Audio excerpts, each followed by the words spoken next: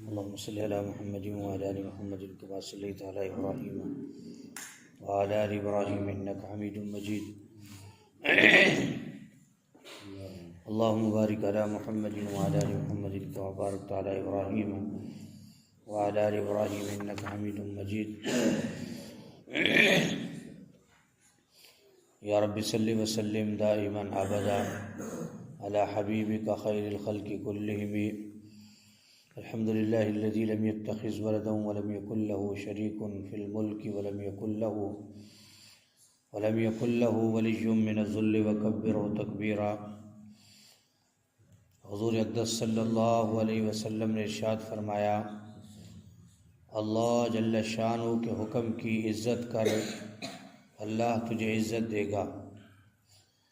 حضور اقدس صلی اللہ علیہ وسلم نے ارشاد فرمایا، اللہ جل شانہ کے حکم کی عزت کر، اللہ تجھے عزت دے گا.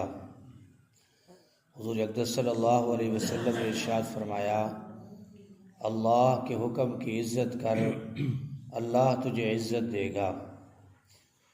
محترم دوستوں اور بزرگوں، اس حدیث مبارکہ میں جو حضور صلی اللہ علیہ وسلم کا ارشاد مبارک ہے کہ اللہ کے حکم کی عزت کر، اللہ تجھے عزت دے گا، اس کا ظاہری معنی تو یہ ہے کہ جتنے اللہ کے احکامات ہیں، جو فرائض ہیں، اگر انسان دل سے ان فرائض کی عزت اور قدر کرے گا، ان کے مقام کا خیال رکھے گا، تو اللہ جل شانہ اس مومن کو بھی دنیا آخرت دونوں عزتوں سے نوازیں گے.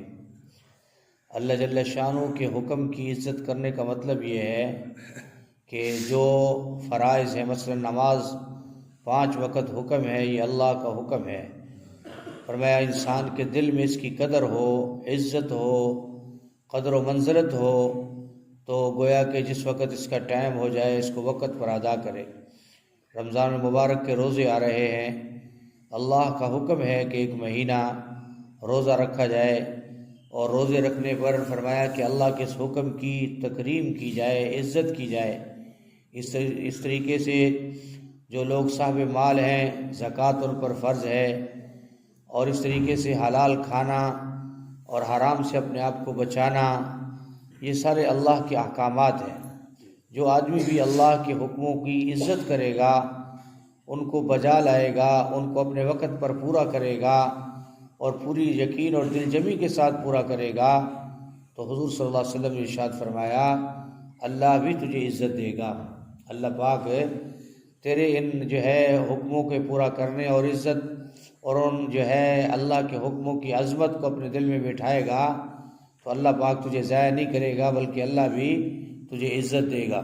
اللہ پاک جو ہے دنیا میں تیرے لیے بہترین جو ہے اسباب مہیا فرمائے گا، اور آخرت میں اللہ پاک تجھے ہمیشہ ہمیشہ کی مہمان نوازی میں رکھے گا اور اپنے مہمان خانے میں رکھے گا.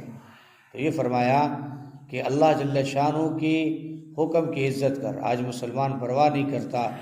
فرمایا سب سے بڑی کوتاہی نماز کے اندر ہو رہی ہے. نماز کا حکم گیا، نماز کی جو ہے فرمایا کہ فرض کے وقت ہمیں چھوٹے چھوٹے بہانے جو ہے فرمایا اس سے ہم اللہ کے اس حکم کو چھوڑ دیتے ہیں.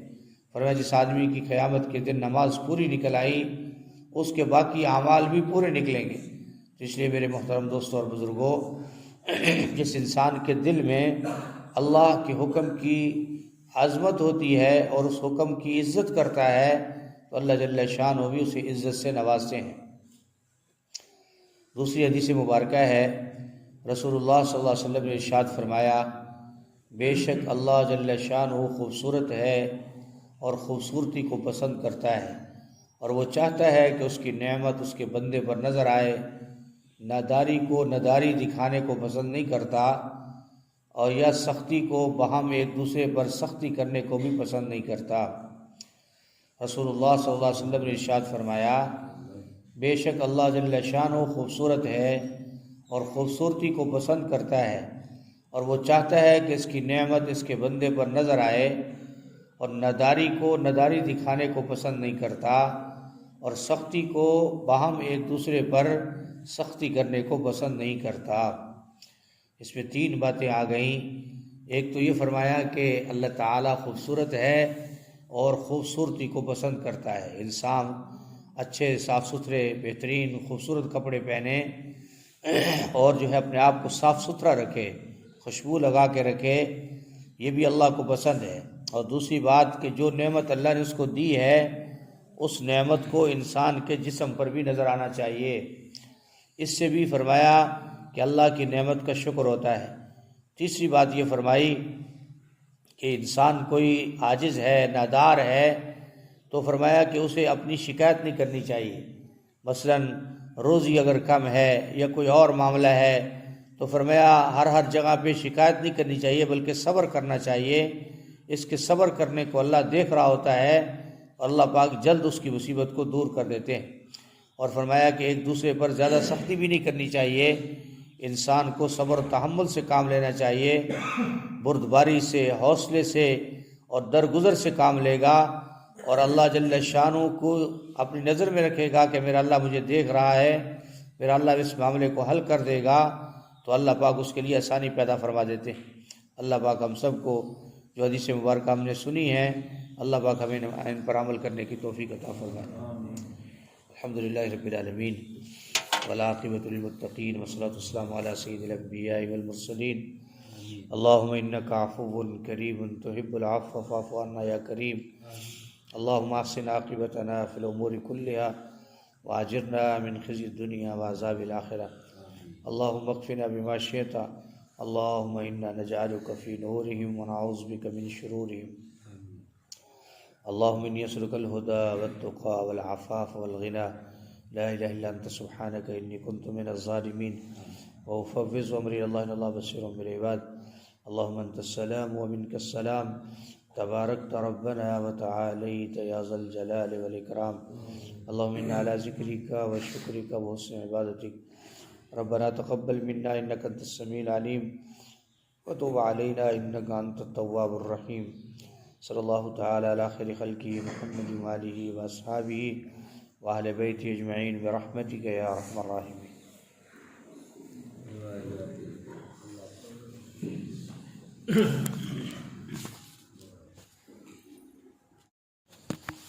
اللہم صلی علی محمد وعلی آل محمد کما صلیت علی ابراہیم